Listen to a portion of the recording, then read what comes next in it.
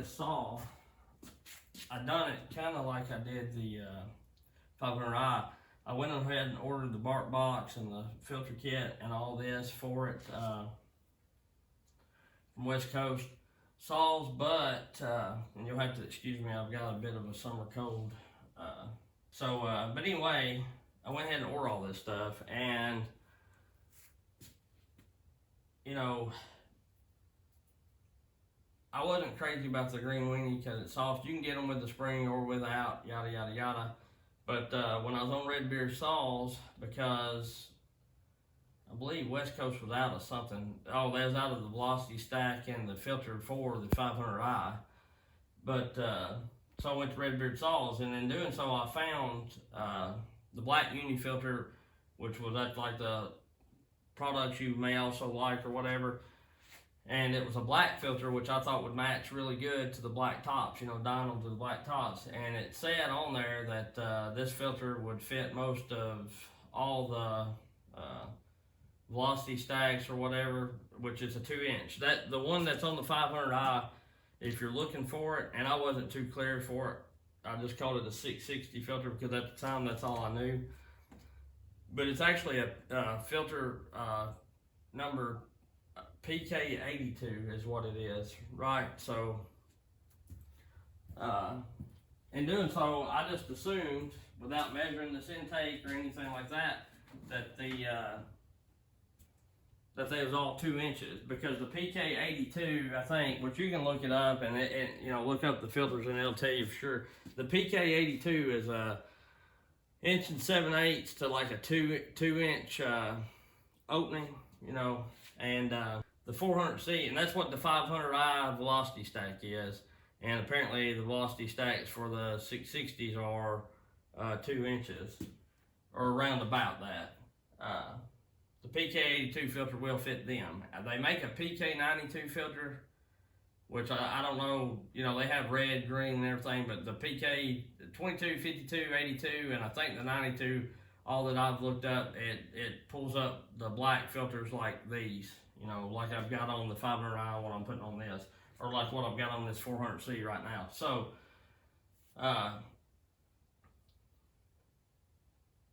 I was doing all this and trying to put this on here while, you know, of course I grabbed the 660 filter, and it was a little too big, and it would go on there and it would tighten up, you know, but the problem was where the flange was too big, and I'll show y'all on these 400Cs and probably any other deal you go to do. Like, that is your 8mm nut that holds your like filter housing on, you know, you got to take that off. And the problem is with this one, the PK82, is it's so big, it'll tighten down, but the flange inside and everything's so big, it hits on this, so it doesn't seat. It doesn't seat on there the way that it's supposed to, really. And I got it to work, but I also had to cut this off of this one that come with the kit.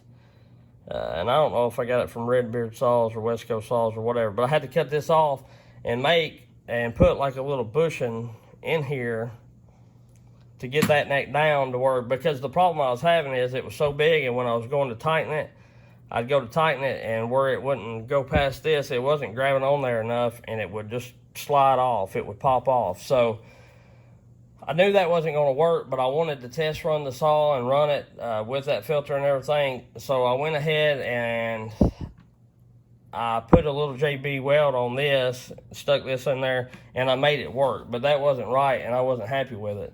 So the next day I got on there and I measured this, and it was 1 3/4 inch, or somewhere around about like 1 5/8 inch or whatever it may be. And I didn't really know how these filters ran, so I ordered a PK22, which is 1 1/4 inch to 1 1/2 inch, or 1 3/8 to 1 1/2 inch, or something like that. And then I ordered the PK52, which is, you know, 1 5/8 inch to 1 3/4 inch, because, let's see here, this is the PK22. And it's 1.5 to inch and a quarter to inch and a half is what it's fit. And then I got the, whatever I done with the package, that's the PK52, and that's the PK82 that goes on the 660. So I hope I clear that up. So in doing so, I ordered, let me put y'all back in the stand where I ain't shaking around. So I went ahead and ordered the PK22, and I went ahead and ordered the PK52 because I didn't know which one would fit the best. You can make the 660 filter work, but I would not advise doing that because this one actually slides on there like it's supposed to. It goes past this nut, as you've seen, and it's sitting on this intake housing, you know, very, very good. Which I'm glad I went ahead and ordered the filter kit, even though I'm not using this filter.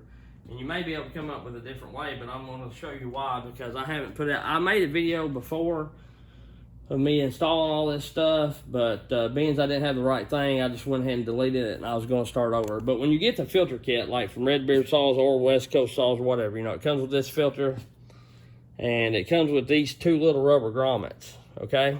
Because what you got to do, and I should have made a video of it, but I didn't. Or I mean, I did, but I've done since then deleted it and probably shouldn't have. But this has two little Torx.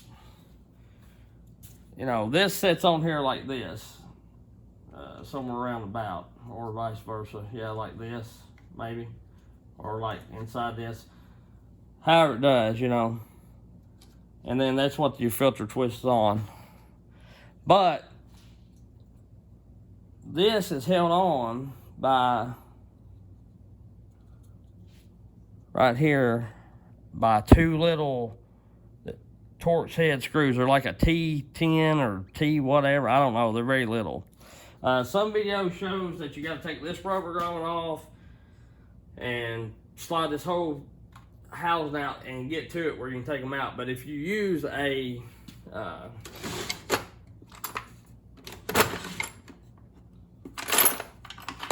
I use this style right here, and if you just slide that off and pull that back, you can get that in there and loosen them up. It's a little slower, but then you ain't got to mess with taking this grommet off and all that. But when you get this kit, they send these two rubber grommets, okay? And be sure, because I wasn't for sure what they sent them for, and then I got to look and thought, man, there's going to be holes there.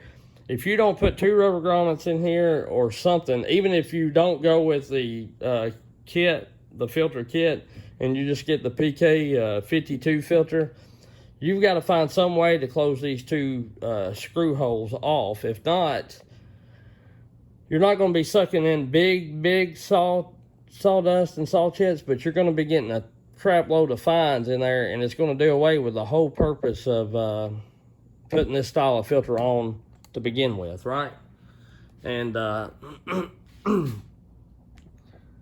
you're not going to be happy. Eventually, you're going to mess your saw up, I would say.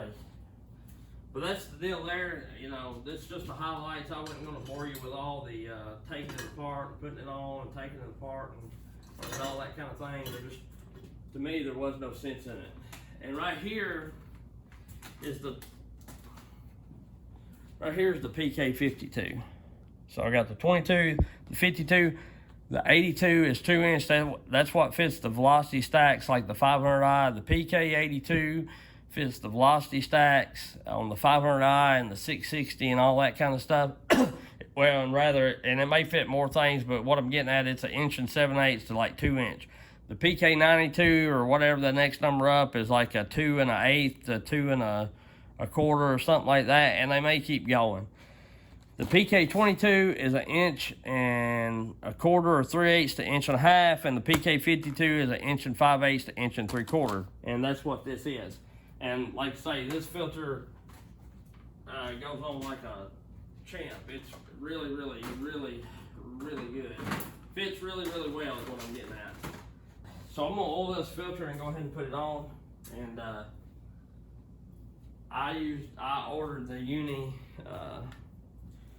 oil and cleaner, you know, for it. So, And I don't, there's some people that, and I may be doing it wrong, there's some people that DOS it, you know, get a whole big bowl and just roll their filter and work it in there.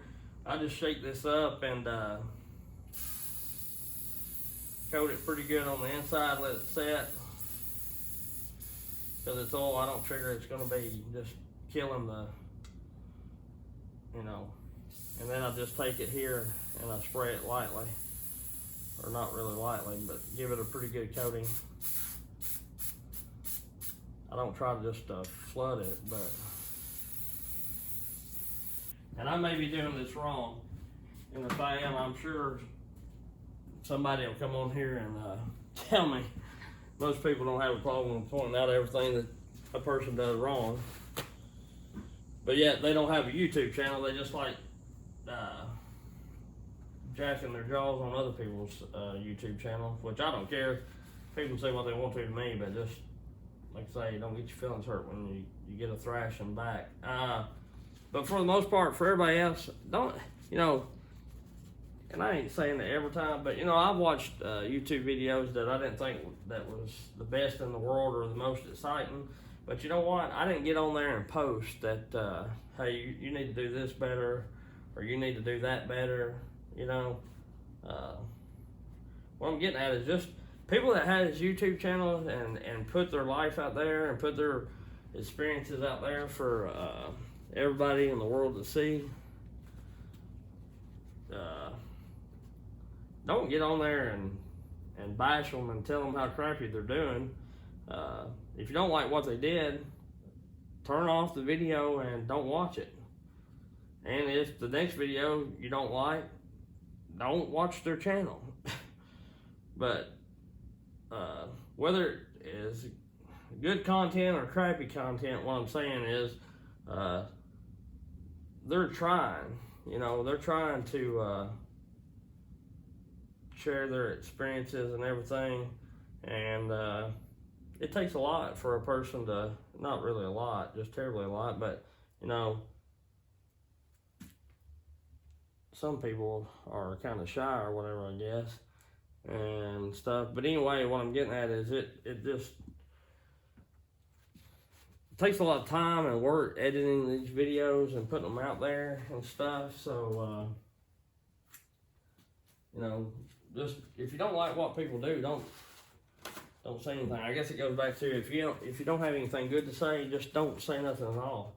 And I'm not talking about constructive criticism. You know, it's cool to say, hey, you know, I would have liked it if you done it like this. I think it would have been a little better. That's all. That's cool, you know, or whatever. But you ain't got to get on there and tell people, well, that's the crappiest video I've seen in forever, you know. Golly, I can't believe you're put that kind of crap out or something like that, you know what I mean? I figure y'all know what I mean, whatever, but, you know. Anyway, I try to work that oil in the filter like that with my hand, make sure it's all good and oily. And just, I don't try to absorb all of it, but I just try to get the biggest messiest part back off of it. And just because I'm OCD about things, I want the uni to be the correct way. I don't want people to look at it and see it and be like, or rather myself look at it and see it and show that it's upside down. And I want it to be straight. I don't want it to look crooked. Yeah, I'm gonna trim this collar back down just a little bit like I did the other one, and then tighten it up. Because it's wanting to pull that collar back, and this little lip is rubbing on that screw, so they'll work, like I say, because I had that 660 one working and ran it, and there was no fines in there. So they'll work. You just got to play with them a bit.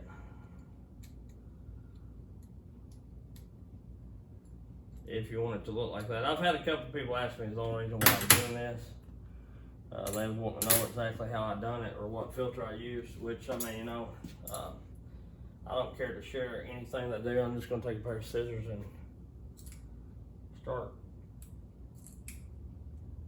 trying to cut this. It's got rings in it, so you can sit there and get at one of these rings here and just trim it down. That's what I'm doing. And then I'll get that. And when you cut that off, there's a little lip on the inside of this filter. So that should go all the way onto the dealio now. We got one little high spot I ain't crazy about. I'm gonna try to give it the wiggle test. It wiggle test out pretty good. Like I say, when the salt gets hot, and it runs in on it, you know, like it works itself in. It ain't new. It'll create a bond on its own, I'm pretty sure, like most things do. With the oil and the cleaner, you know, it'll put a little stick to it once the saw gets hot. You know, you get this saw up to a couple 100 degrees running it, I think it'll do just fine. So anyway, got all that done. When you go to put your cover back on, I find it easier to have the brake on. PK52 filter is what you want for the 400. PK82 is what you want for the 500. And I've said that a million times, so I hope everybody gets it. And we'll catch y'all on the next one. I appreciate all the subs. Keep on watching, keep on liking. We'll see you. And thanks.